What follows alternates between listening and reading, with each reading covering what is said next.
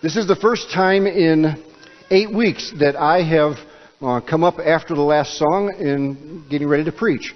Pastor Andrew did a 6-week series by the request of the elder board, and then we had missionaries speak 2 different weeks.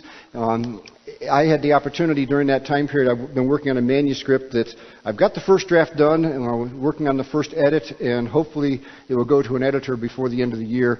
It's been a good experience, and you'll hear more about that, and hopefully soon we'll have something you can read. But what Pastor Andrew did over the last 6 weeks when he was preaching, he did in concert with me as we talked about what we needed as a church and some issues that we felt needed to be addressed. And then the missionaries came alongside and worked together as we looked towards the future of what we were going to do as Living Hope Church.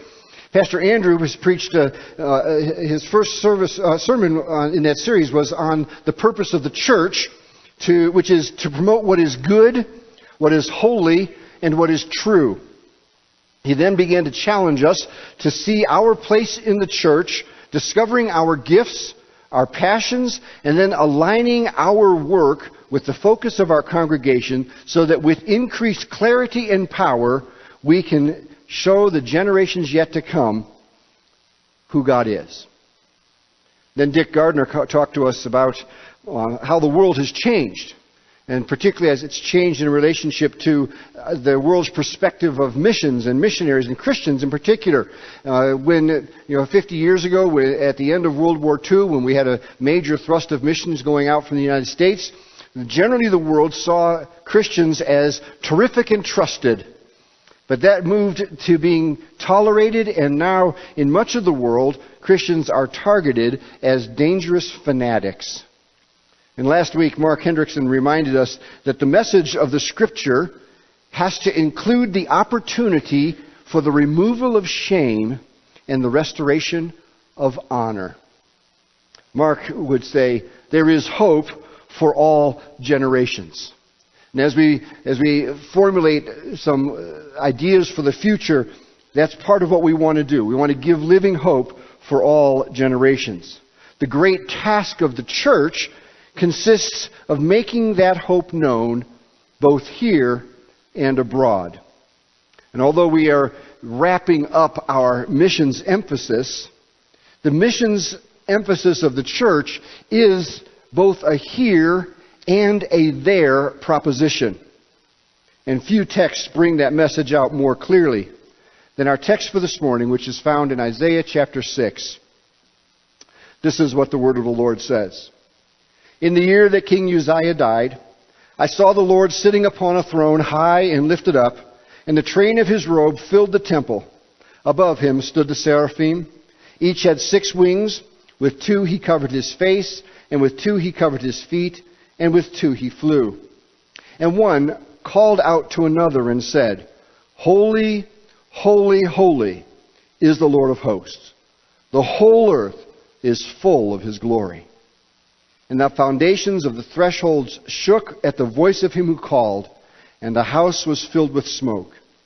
And I said, Woe is me, for I am lost, for I am a man of unclean lips, and I dwell in the midst of a people of unclean lips. For my eyes have seen the King, the Lord of hosts.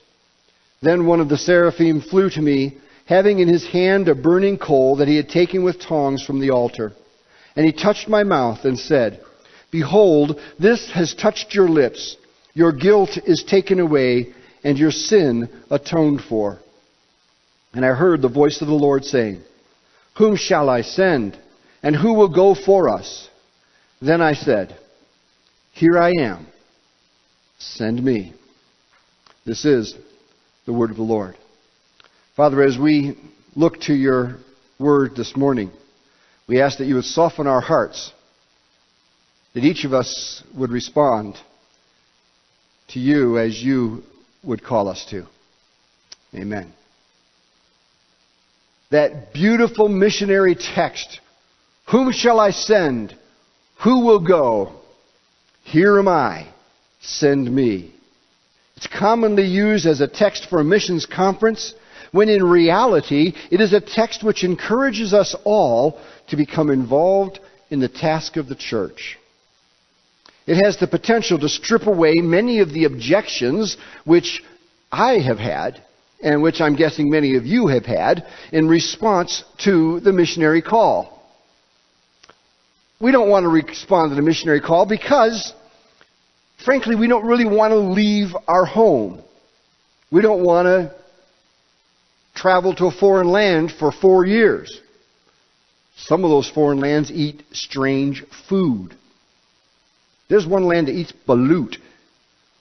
Balut is like this pickled, unhatched bird.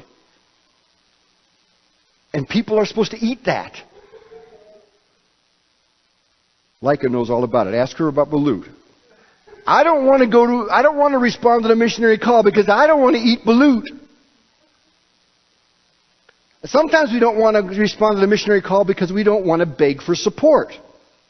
We don't want to go from church to church hoping that somebody will pull out a $20 bill and help us get about 10 miles down the road. Because there's so much money and it just takes so long to raise support. I don't want to do it. And sometimes we don't want to respond to the missionary call because, frankly, we don't feel like we're capable. Let's leave that for the people who are smart. The people who have been to Bible school, the people who have been to seminary. You have other objections, don't you? You don't want to leave family. What if I told you that you could respond to the missionary call and not leave your friends and family? What if you could respond to God's question, whom shall I send, with send me, and know that you could keep your job? That you wouldn't have to travel from church to church begging people to support you. What if you figured out that you could respond to the missionary call of God and not have to go to Bible school or seminary? What if responding to the great missionary call of God is simply a matter of embracing what you already know and telling others about it? Because that is what Isaiah did. Isaiah said, "Here am I, send me," and he didn't sell his house. He didn't leave his family. He didn't travel abroad. He simply proclaimed the message which is contained in the passage which we read this morning. He laid out for people the 4 essentials that our society desperately needs. 4 essentials that his society desperately needs. 4 truths that mankind has and always will need. Contained in Isaiah chapter 6, verses 1 through 8. The first essential that Isaiah communicated, and which you can communicate, is that the world needs a belief in God.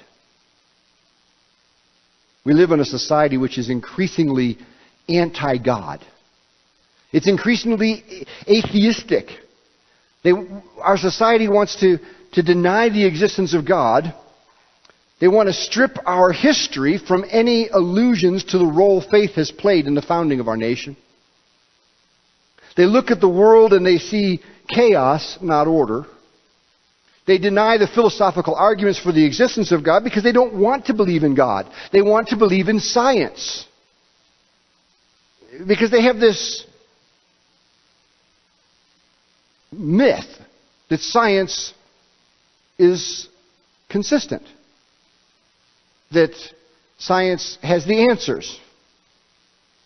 Well, it does have answers. They just change all the time. Because science changes. So, the World Health Organization says that bacon causes cancer. It's in the same category as smoking. Enjoy your bacon. Because it increases your chance of cancer by like 15%, all the way from 5% to 6% to get whatever kind of cancer bacon gives you. As opposed to smoking, which increases your chance of cancer by 2,500%.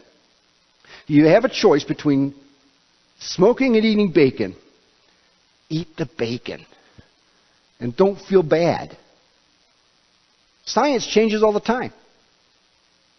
And yet, many in our society say, I believe in science. It has to be verifiable. And they've been trying to do a double-blind study on the origins of the universe, but hadn't worked. We deny God. We deny God because we don't want God. Because we want to control our own lives. And our world wants to control their own lives, so they deny the existence of a transcendent other who can make demands upon them. Our society, our world lives at a critical moment. Because it is at a time when more and more people are openly anti-God.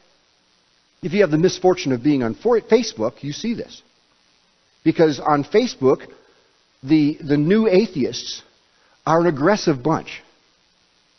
This weekend, oh man, how the Christians have stolen some ancient ritual of harvest or Samhain or something like that, and All Saints Day and All Souls Day. Today's All Saints Day, tomorrow's All Souls Day. Look it up, it's kind of an interesting thing.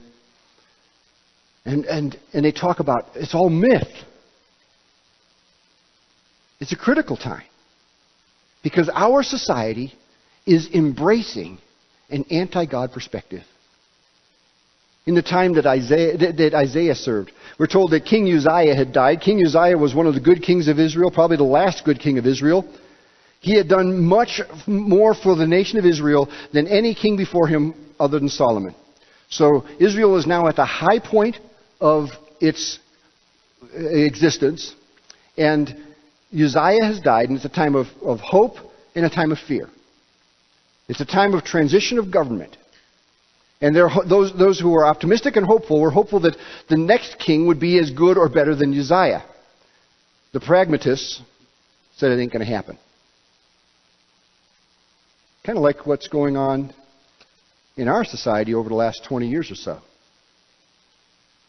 American exceptionalism has gone by the wayside. The strength of our nation is apparently lost. It's a time of political change for us. It's a time for both hope and fear. Hope that there would be a return to that which made us great, and fear that we can never return there. In an environment not that dissimilar to what we face in the United States, Isaiah saw this vision. A vision which is so desperately needed for our time. A vision of God and a return to belief in the existence of God. We need, as a society, to have a renewed consciousness of the Almighty. Notice the description that is in this text. It's called out by the seraphim. Holy, holy, holy is the Lord of hosts. The whole earth is full of His glory. Isaiah sees this vision of God as he sees the holiness of God, the power of God, the presence of God, and the glory of God. We could probably get a 4-point outline out of that. And imagine what would happen if we captured the imagination of our nation with an understanding of the holiness of God, the power of God, the presence of God, and the glory of God. More than anything, our world needs to see this God once again. And once we have seen God as described here, we will begin to have a strong basis for morality. Because the second thing which our world needs, not only do we need a belief in God, but we need a basis for morality. The new atheism has risen up amongst us, and it has presented us with a challenge. Because one of the philosophical problems of atheism is its moral bankruptcy. In the absence of a transcendent being who can define morality, there is only morality which is defined by the most powerful. Morality as defined by the ruling class. Morality which isn't morality at all. It is merely a reflection of what those in power favor. Although much of the basis for the new atheism is grounded in evolution, or the theory of natural selection, it is at this point of morality, of how do we treat one another and how do we treat the world, that the new atheism actually falls apart.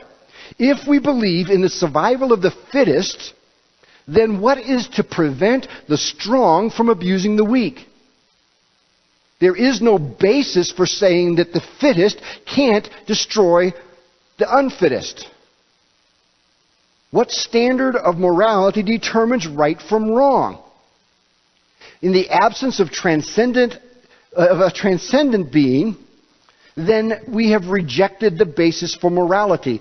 We say it's out of the goodness of man's heart. Take a look at the world. Where is the goodness in man's heart? The goodness only comes from the interjection of a transcendent being into the lives of mankind. We are living out the impact of a rejection of God. Everything is okay. There is no standard of right and wrong. In our society, there is no unholiness. Actually, the only generally accepted concept of unholiness is to suggest that there are standards of holiness, that there is right and wrong. The new atheism, the society we live in, is morally bankrupt. The prevailing emphasis upon the right of people to do whatever they want within the context of not hurting people who are politically protected. This idea that we can do whatever you want has stripped us of any basis for morality. The world says that no one can tell it what it can do and cannot do. And in such a society, devoid of any reference to a transcendent reality or transcendent being, morality is constantly changing. It really wasn't that long ago that nearly every politician was supporting the Defense of Marriage Act, for instance. You know, that was the act that said marriage is between a man and a woman, that which is in keeping with the Scripture. Now, apparently morality has changed. Now there is no defense for marriage as being between a man and a woman. Well, here's a clue. Morality doesn't change. It is only society which says we will have morality change to fit what we like to do. Our world needs to see God once again. Our world needs to come to grips with the fact that there is a basis for morality. We need to see God and respond as Isaiah did. Woe am I, for I am undone. My eyes have seen the King, the Lord of hosts. Woe is me, for I am lost. I'm a man of unclean lips. I am a sinner. I do not measure up, and I live among sinners who do not measure up. And it is the church which is going to give our society a vision of God, which will enable them to see that there is a rational basis for morality. But we need to give them more than that. We also need to give them the blessing of hope. Because an amazing thing happens to Isaiah. The seraphim have said, Holy, holy, holy is the Lord Almighty. The whole earth is full of His glory. And he trembles and he says, Woe is me, I'm undone, I'm a sinner. And then one of the seraphim takes a coal from the altar and touches his lips. In the face of his own sin, God sends an angel to touch Isaiah and offer hope. It's an amazing, positive message that we have for our world. The angel says, your guilt is taken away. Your sin is atoned for. All is not lost. You will not be undone. There is blessing. There is hope. There is the possibility of reconciliation with God. Your shame is taken away. You know, you can do nothing on your own, but God will do it for you. This is a message we need to give to our society. A society without God needs to come back to God, recognizing their own sin and their inability to stand before that God. And then they must be given hope, that living hope for all generations. This is the picture of salvation. This is what every believer faces when they admit their need. For the Spirit of God comes down upon them, forgiving them and healing them and lifting them up and blessing them. This is what we have to offer the world. Where we live in a generation, not only have they given up belief in God, but they've pretty much given up hope. All the things which they say, which they've been told are supposed to be secure and give them a lasting hope to hold on to, have been stripped away. We talk of things like Social Security. How many of you under 30 think you're going to get Social Security? Raise your hand up high. We'll pray for you. That's what the government offers you. There is a better hope than that. There's a better hope that we can offer to the world as they come to understand that there is a God who cares about us, and that basis of morality helps us recognize our need, and then we can give them as this blessed and wonderful hope, a living hope which is for all generations. It's the hope which we present to those who know they have crossed over lines of what is right and wrong, even while they deny those lines exist. It's the hope of forgiveness and atonement. Our need for atonement, that is, the need to be reconciled with God, arises from the universality of sin, as we recognize that it's not just me that has sinned, it's not just you that has sinned, every one of us in the whole world has sinned. And we recognize the seriousness of that sin and our inability to deal with it effectively. Isaiah understood all of this when he saw the King, the Lord of hosts. How amazing it must have been to watch that seraphim with its 6 wings come flying over and touch his lips, offering hope, forgiveness, blessing, and honor. This is what we have to offer the world. This is what we need to bring the world to this. That the existence of God doesn't mean just harshness. It means hope.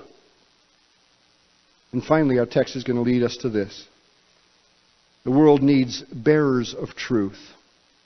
A belief in God, a basis for morality, a blessing of hope, and bearers of truth. This is where Isaiah gets to verse 8 of our text. I heard the voice of the Lord say, whom shall I send? And who will go for us? Then I said, here I am. Send me. And this is the point where we get the heebie-jeebies. We know God's asking for people to tell the message. We say, yeah, He's good at it. Let Him do it. We kind of, my earphones were up too high. I didn't hear that question. As we wrap up our emphasis on missions, we really begin our emphasis as ambassadors. It's all well and good, and it's important for us to support and to pray for missionaries who go across the oceans. But the call of God to spread the message of God is not the exclusive right of people who have to speak a foreign language and eat balut. It is for all of us. God is still looking for people who believe in Him, who understand that He is the basis of morality, and who have received the blessing of hope, and in turn will commit themselves to become bearers of truth for a society which desperately needs God. There's an election taking place on Tuesday. It's kind of a minor election. It's a few school district people and a couple other little things. But in a year, there's another election. And we're going to get all wrapped up in, who should you vote for, and who's going to be the best for America? You know who's going to be best for America? The person who's elected. You know how I know this? Because there's no ruler set over us that's not set there by God. And God has a desire for all mankind to know Him. And He'll use whatever means He has to. But you know what the means He's chosen right now? You and me. God has this incredible PR arm. The public relations arm. Got a whole committee of public relation people, and they are us. You see, God, the work of God, is accomplished through mankind. The work of God is accomplished through people like you and me. So, you don't need to quit your job. You don't need to go to Bible school to respond to God's call. You don't need to sell all your possessions and put what's left over in storage and come back every 4 years to see if it's gotten moldy. You don't have to travel to foreign lands and eat strange food and speak strange languages to tell the truth. You don't need to beg people to support you so that you can respond to God's call. You can get up tomorrow morning and go to work, respond to the call of God, and say, today, I will be a witness for Christ. I will do my work for Christ and His glory. I will bring Him glory in everything I do. And every chance I get, I will let people know the reason I am the way I am is because I believe in Jesus Christ. You can be a bearer of truth. today, in your home, at your workplace, in your neighborhood, among your friends, sharing our living hope with all generations. And here's some good news. We're going to help. I told you that I was working on a manuscript. The manuscript talks about why we do church the way we do church. And there are some people who want to change the way we do church. They've equated spirituality with busyness. And so they have churches. My last church, I was required to be at church-related events 28 or 29 nights out of the month. And so were a bunch of the lay people. And I was the most spiritual guy in the church because, man, I was doing God's work every night of the week. I had 2 nights out of the month where I could spend time with my wife. That worked real well. Here's the thing, we're going to help. Because first of all, we get some money available. Now, you gave the money, missions offering. We have some of that money available. If you need help, if you need someone, you need to give someone a Bible, a tract, you don't know where to go with that, come to us. We'll make that available for you.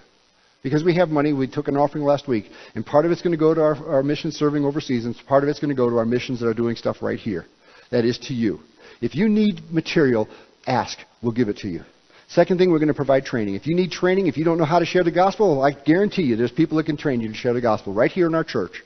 We can walk you right through the 4 spiritual laws. We can walk you right through the Roman road. We can teach it to you.